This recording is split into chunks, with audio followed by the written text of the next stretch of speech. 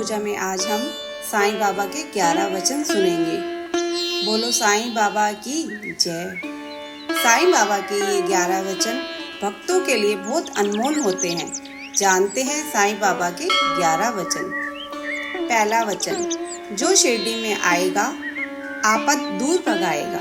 इस वचन का अर्थ है साईं बाबा की नगरी शिरडी में आकर हर परेशानियों का हल मिलता है। दूसरा वचन, चढ़े समाधि की सीढ़ी पर, पैर तले दुख की पीढ़ी पर। इस वचन का अर्थ है कि शिरडी में साईं मंदिर में जाकर बाबा के दर्शन करने से सभी इच्छाएं पूर्ण होती हैं। तीसरा वचन, त्याग शरीर चला जाऊंगा, भक्त हेतु दौड़ा आऊंगा। साईं बाबा के लिए उनके भक्त सब कुछ हैं। इस वचन का अर्थ है कि भक्तों के पुकारते ही साईं बाबा मदद के लिए दौड़े चले आएंगे, भले ही शरीर त्याग दिया हो। चौथा वचन, मन में रखना दृढ़ विश्वास, करे समाधि पूरी आस।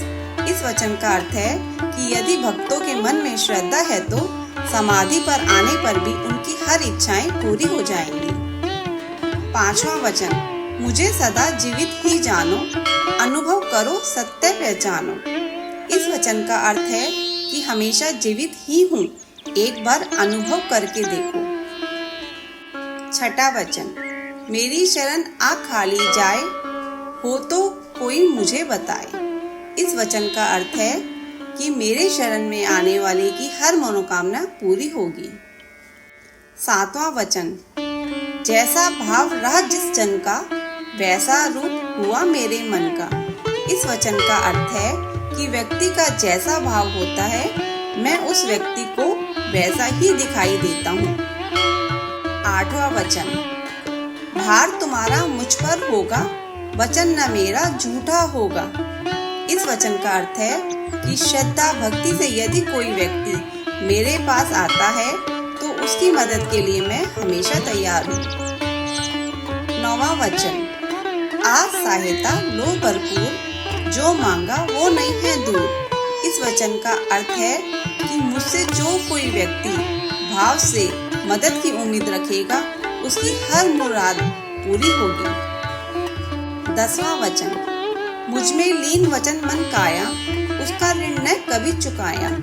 इस वचन का अर्थ है कि जो भक्त तन मन वचन तीनों से मुझी में लीन है उस भक्त का मैं हमेशा से ऋणी रहूंगा। 11वां वचन, धन्य धन्य वह भक्त अन्य, मेरी शरण तज जिसे न अन्य। इस वचन का अर्थ है कि जो अन्य भाव से भक्ति में लीन है वे भक्त धन्य हैं।